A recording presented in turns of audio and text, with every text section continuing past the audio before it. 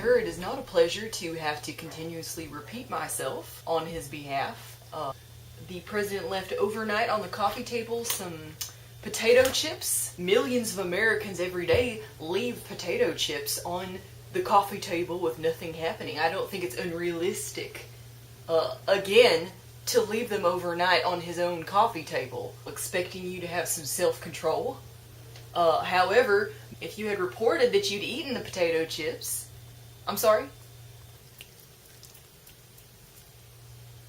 That's all you got?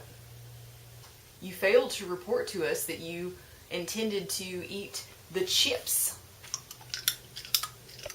to then mercilessly turn around and smile at us as though you had not partaken of the potato chips.